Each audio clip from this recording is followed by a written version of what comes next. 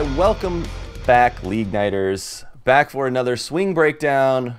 We got to thank everybody for all the likes and comments and everything on our last one we did with Ryan Harvey. A lot of great reception on that. Super happy about it. Glad you guys like it. So we're back today. Took some of our viewer slash commenter advice and we're going to do Flip Washington today. So Philip Washington, if you don't know who he is, he was the on-base percentage leader in all major conference last year. I want to say he actually may have set a record for that. And of course, like last time, all of our video we got today came from SW48's channel because he graciously is allowing us to use some of his clips for our videos. So again, huge thank you to SW48 and their channel. Check them out. We will link them below. Awesome channel if you want to take a look at any and all major players in conference tournaments, stuff like that. He's got a ton of it over there.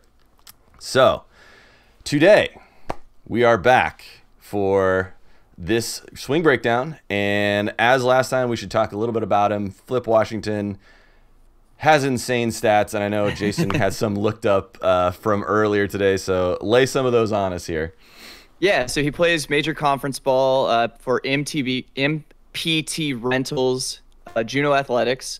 So he is a Juneau rep. 2021 season, we're talking about 242 plate appearances, a whopping 839 on base percentage. Let that sink in for a second.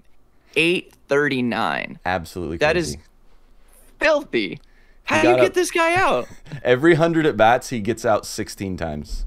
Right? DBOs. Watch it be like DBOs. DBOs. He didn't even actually gets himself out.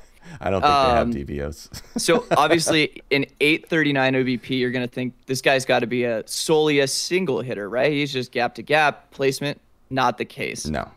51 bombs over those 242 plate appearances. Yeah. His home run percentage of 27% is the same as his walk percentage.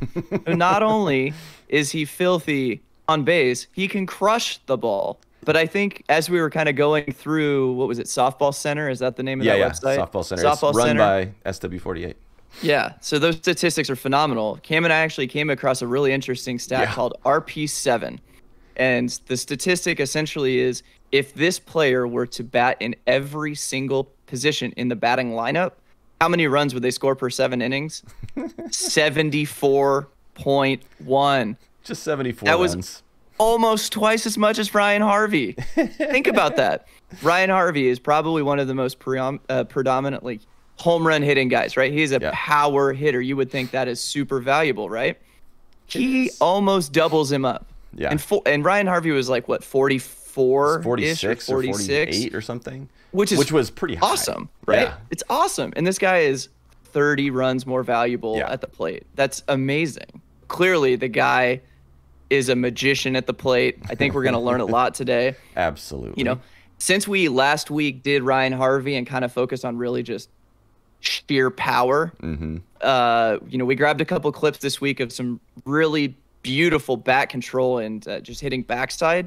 You know, we don't want to continue to just hammer the same points. Like, we want to give tips on various different things at the plate. And so I think you're going to see a lot of value as far as how he manages to get on base at an 839 clip. Yeah. Yeah. And again, just like last week, we're not here to give Flip Washington advice. He doesn't need it from us. But we think that breaking his videos down and breaking down his way of playing the game can help the rest of us, again, mere mortals, to play a little bit better softball. So we're going to start off here.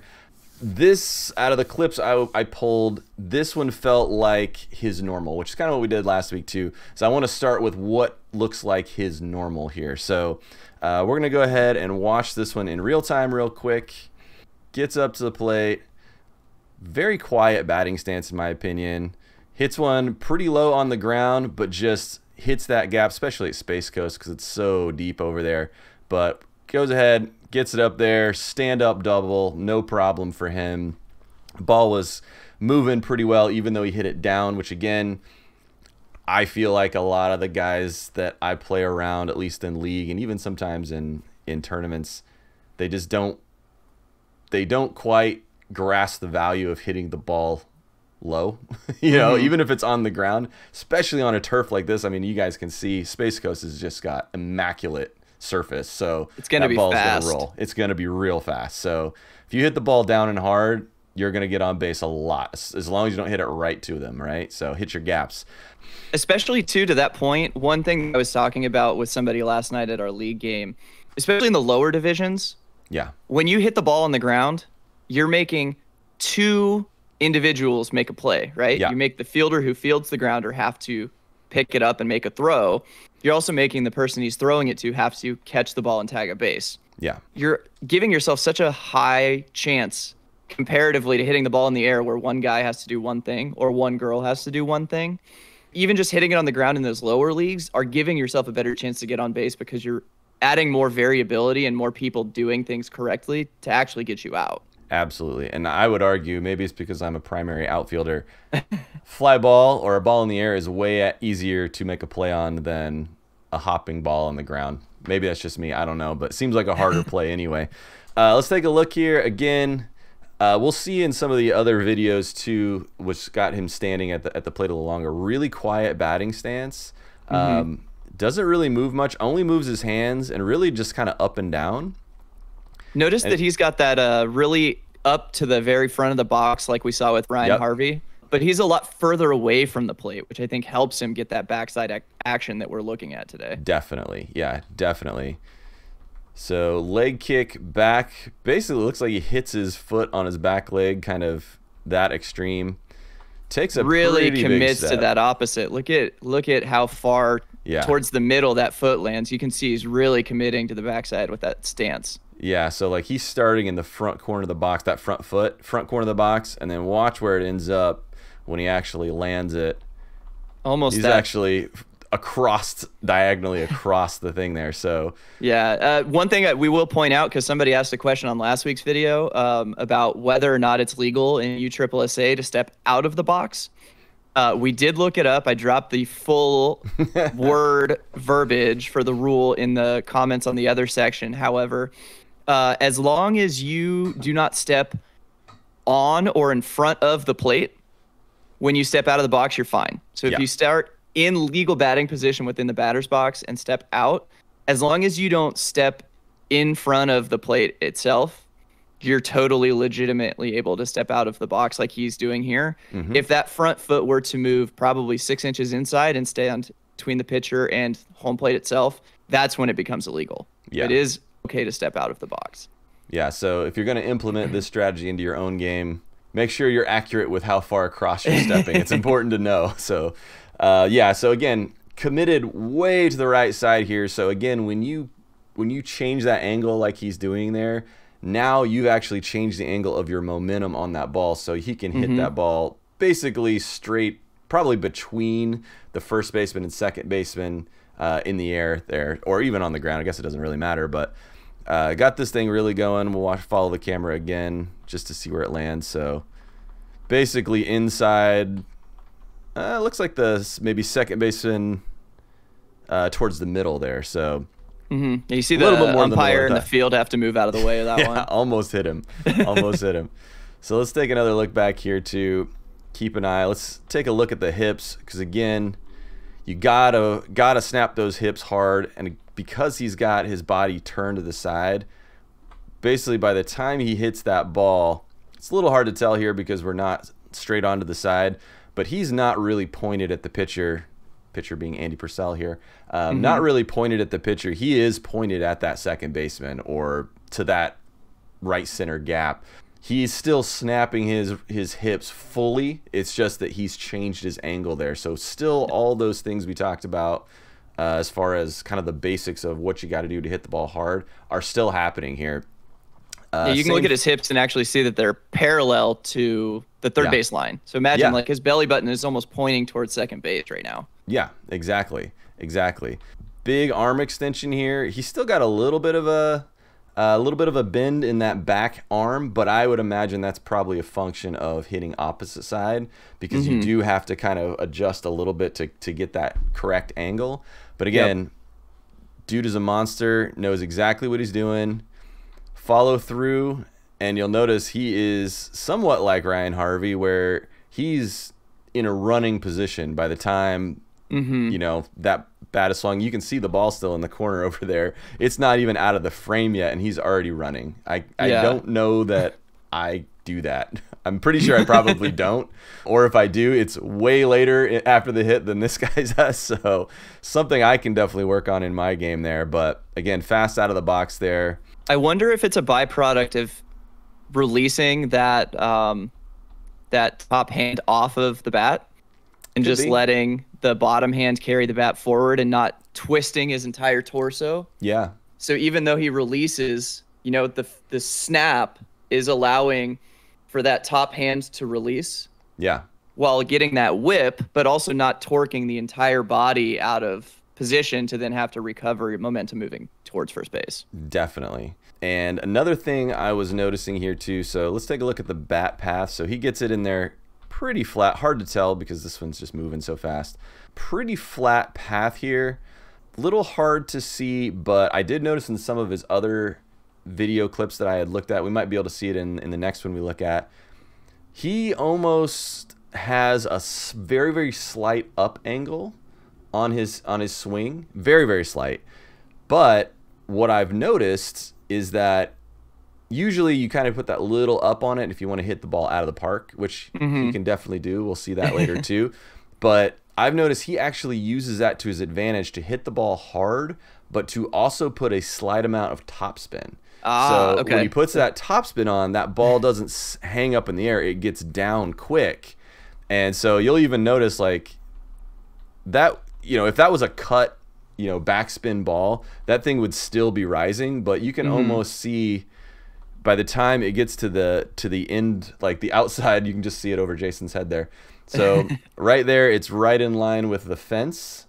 And then by the time it gets almost out of the screen, it's actually coming back down already. So he's got you can that kind of hard see the topspin. very, very edge of the fence to the right of that pole. Yeah, It exactly. doesn't get more than like a half an inch in the video screen above the fence line before it's already coming down. Right. So that thing has still got a ton of spin on it. It just so happens to be topspin. So yeah.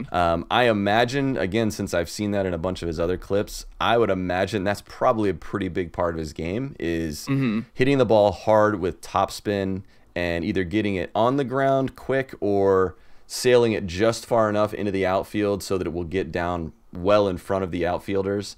And again, in this case, he gets it down in between outfielders. The center fielder actually has to come over and kind of slide to keep it from getting past him because he would have had 3 bags easy if it would have got to the wall. Definitely a dude that you got to pay attention to here.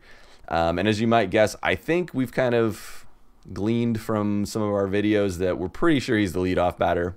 It makes sense. So pretty good leadoff strategy here too. If anybody watching is kind of a leadoff or maybe second batter, kind of early batter in the lineup, really good strategy to maybe something to work on in your off season or during the season. But obviously you don't want to bring that into your game until you got it figured out. So yeah, just really good commitment of the hands to that backside too. One of the things is, you know, it's one thing to put your body in a position, but you still have to be really good discipline with your hands to continue to that and not accidentally break early and roll over it. Kind of hit it back to the pitcher or drop a shoulder. Like that's the thing I always have to tell people when I'm working with them hitting oppo, and I still do it myself a lot, especially in practice. And I have to really tell myself, don't drop that shoulder, don't drop that shoulder, because as soon as you do, that's when you just start popping everything up to the right side, and it doesn't really work out. But down and hard or line drives to the right side, you're gonna make a lot of progress doing that for sure. Yeah.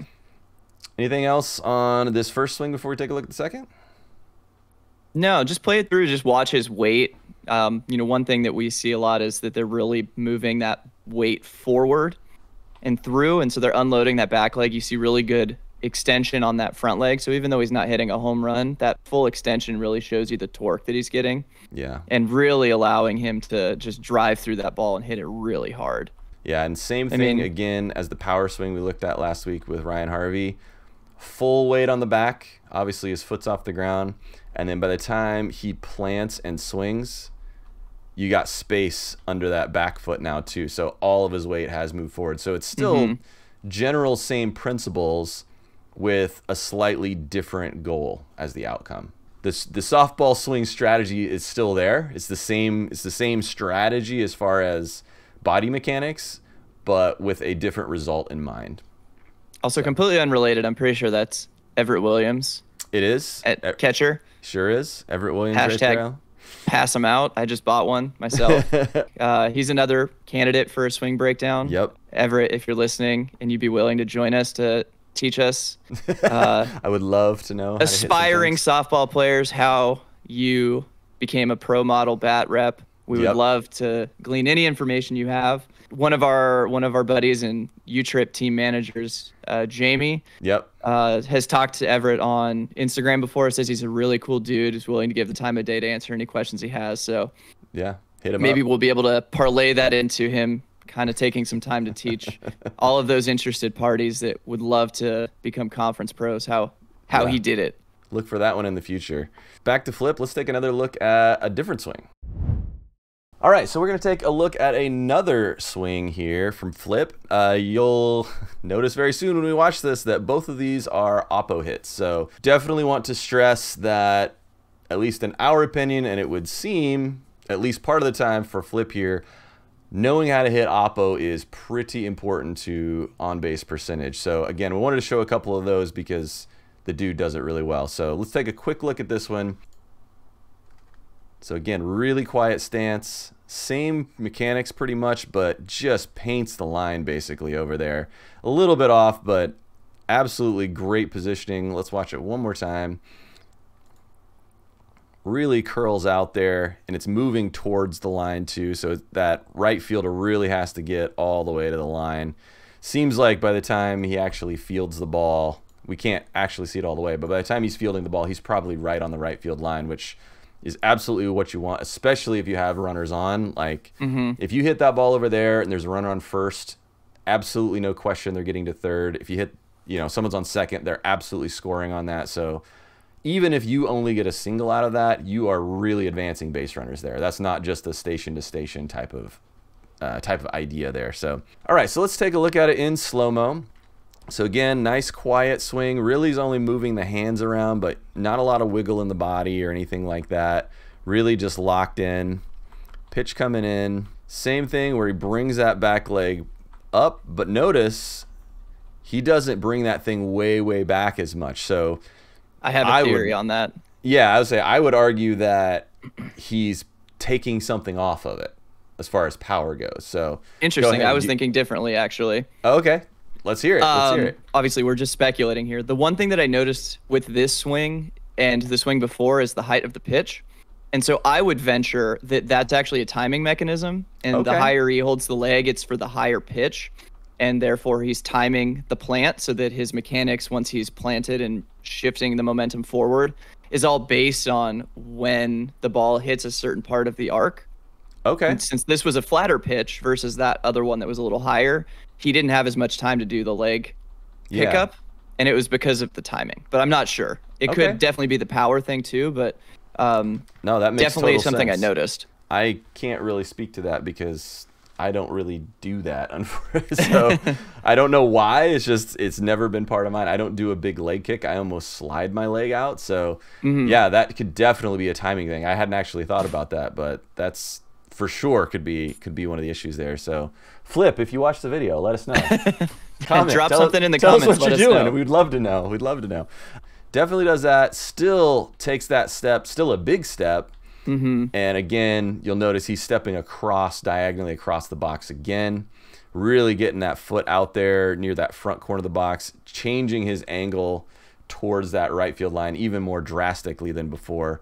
Look at that head planted right on that front shoulder. That is textbook right there. And I bet you his head does not move as it follows through. It literally goes from that front shoulder to that back shoulder. The head just kind of gets picked up by the back shoulder as it comes through. It doesn't move an inch. And you're noticing that he doesn't move his head at all until that ball's right in front of him. And then he just very slightly looks down just to track it, right? Yep. So again, no movement you see at the dip all. of the chin. That's about it. Yeah, and it's so slight. So again, very, very steady. no head movement. Again, super important. If that's something you don't do now, I would highly recommend absolutely bring that into your game. One way you can work on that's a really good thing that I learned from baseball was just a chin-to-chin slow pitch. So have somebody just soft tossing you a softball and literally just have your chin locked in and swing and don't move your head at all. Literally just keep your head in the same place and get used to that feeling of your head shifting from the front shoulder to the back shoulder. Once you get into the routine of doing that soft toss, then you can go into doing regular batting practice and then kind of feeling that sensation of this is where my head needs to be when I take a regular swing, but breaking it down to the micro level and focusing on that one individual rep. With the soft toss, you can focus on that one mechanic and then put it into the collective of your swing with a full pitch. That's what I do a lot at the baseball academies. We do a lot of front toss, especially for people trying to work on something. So it's nice because you can get the ball in kind of quickly because you have to react quicker because you're closer. And so you still kind of simulate that, but then you can really work on, okay, I'm going to hit oppo, or I'm going to hit up the middle, or I'm going to work on my pull swing, or whatever it might be. So yeah, definitely a good one. Soft toss is a great one. If you don't have somebody there to do it with soft toss, you can do it with a tee as well. I mean, it's the same thing, right? Yeah. If you don't have somebody to throw you soft toss, put a ball on a tee and focus on swinging through the ball and don't move your eyes off the tee. Keep your chin down, focus all the way through your backswing, and then lift. Tee can help you a lot, so definitely use it if you got it. And I don't know if we mentioned it last week, but Ryan Harvey's got a YouTube channel, and he talks a lot about using a tee. Yeah. And how it helps him build power and that snap. So, I mean, these conference pros, they're using tees too. So, I mean, tee is tee ball. People think, oh, that's like the lowest level. Yeah, we don't need to be using tees. I guarantee you all these big players are using tees to focus on their mechanics and getting reps in on the tee, and you should never stop using it. Never. And if you're not using it now, start. Last few thoughts here. Again, just kind of looking, that's when the foot gets planted. Back foot still comes up. I would still argue whether or not he is doing the shorter step for it or not. I would still argue that he does take something off of this. So he's sacrificing a little power to gain some accuracy, which again, I think it's a very underrated thing that a lot of softball players, at least our level of softball players, don't do. They just want to hammer the ball all the time. But great example, we played a game last night. Our buddy Yuki, leadoff guy, doesn't have this crazy amount of power, but he's got quick legs, and I think he hit he was 4 for 4, got like 4 or 5 RBIs. But first one he hit, in between the third and shortstop, and they kept saying, no right side. And then the next time they kind of shifted around, he hit it right up the middle where they weren't. Then they shifted him really hard to the left side, so he hit it right. It took a ton off of it, hit it right through where the second baseman should have been. And then they shifted him back and had him spread out, and then he took something off of it, but hit it right down the left field line. So like, it's okay to take something off a swing to accomplish something. Again, especially like this, when you're hitting the line like that, especially if you got runners on base that are going to advance multiple bases because of it. So very good strategy. I would encourage anyone, even if you're a power hitter, learn how to hit the ball at like 65% well, so that you can just do that when you need to. You may only have to do it once every 5-10 at bats, but if you're talking about 1 at bat out of 10, that's 100 on base points that you might earn because you did the right thing in a situation instead of just hammering the ball as hard as you could. A lot of guys get the rep of being a pull only hitter. If you have power to the pull side, you may find that they're going to put 3 or even almost a 4th defender to your pull side. If you're able to take the swing power off and just hit that gap that they're giving you, they'll open up half of the field sometimes. And if you can take that, then you're going to make them play you true up, and you're going to be able to get a lot more hits because the defense has to play you honestly. If you make them play you honestly, you're going to have holes on all sides of the field as opposed to having to try to do something that they make you feel uncomfortable about. I mean, because that's what pitching is, right? They want to make you feel uncomfortable. They want to mess with your timing. They want you to do something that you don't want to do. And if you show that you can hit the ball to any place on the field, even if it's just through a gap, through the 5-5 hole, through the 3-5 hole, up the middle, then they have to think that you can hit it anywhere, and that's going to give you a lot more room for error and a lot more ability to do what you actually want to do. Obviously with an 839 on base percentage. They're going to play him straight up. He's probably the guy to just, it doesn't matter what the shift is on the field. If they play you straight up, it doesn't matter. Because he knows how to either take something off of it or he knows how to recognize gaps, he's going to hit that spot more times than not and just take what the defense gives you. You know, if they're playing deep, hit it in front of them. If they're playing shallow, hit it over them. You know, if you can do that, you're going to be the best player on your team. Like, that's just how it is. That's a huge skill that I think gets overlooked a lot. And again, Flip's probably the master of it, at least right now. Until someone else comes and tries to take his crown. So right. Anything else you got on this super awesome right field line swing we got going on here? No, I mean, I think you're just getting a clinic right now on how to hit backside. I think the mechanics are sound. He really commits first his body by stepping towards where he wants to hit the ball, you know, keeping that head on that shoulder so that he's not pulling anything out. So, you know, when you go and commit to go backside, you really need to make sure that all parts of your mechanics are committing to backside, right? You can't just step that way and then, you know, not put your body that way, or you're just going to end up hitting it off the end of the bat as you try to pull it, and maybe end up getting, you know, kind of a lazy ground ball towards the pitcher. But he really commits everything he does with his hands to his shoulders to his head. Like, everything is committed to going backside, and you see the result is a hard line drive right down the first base line. But he can still hit bombs. Yeah. So actually, don't think that because you have to be backside skilled that you can't also be a home run hitter. You can do both, and he shows you how. So here's a good example of that topspin that you were talking about, right? Absolutely. How, you know, he wants to hit it hard. He doesn't want to hit a home run, but if he hits it towards that left fielder, you can see in the picture there, he wants to get it down in front of him, and that's where that topspin comes in handy. Yep, just you see that thing hit its arc and just straight down. Yep, nothing he can do there. Again, we'll watch that. Comes kind of flat, but it's definitely got a little bit of that upswing on it. Gets some topspin, puts that ball down right in front of the left fielder. Yeah, you can kind of see it in his hands, actually. As he gets to the connection point, you see his hands go up a little bit.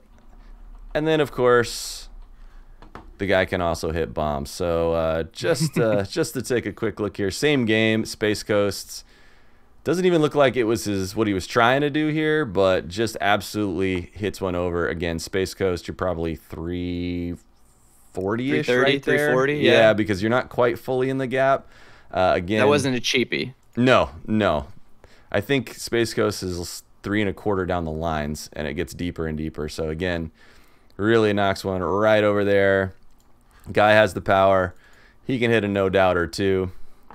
This one is funny. He almost looks like you love that clip. He almost looks like he didn't mean to do it, and then he hits the ball like 345. Clears that tree in the back there too. He sure does. Give him a follow on Instagram if you're interested. He's at 27 Flipper Juno. Absolutely. Seems like a super cool guy. But yeah, thanks a lot, SW48, for letting us do this. Shout out to any of the new followers. We appreciate your subscriptions. Yes. Hit us up in the comments. Make sure to like, rate, and review the video. And if you have any other professionals or conference pros that you think have a valuable swing to break down for the viewers to get some tips and tricks, we're happy to do it. Just drop it in the comments. And we'd love it. We appreciate it, everybody. So we'll see you next time. Thanks. Thank you for watching, everyone. We really appreciate it. Depending on what platform you're watching us on, like, subscribe, leave us a comment. Anything you can do to let us know that you like what we're doing here. We really appreciate it. We'll see you next time.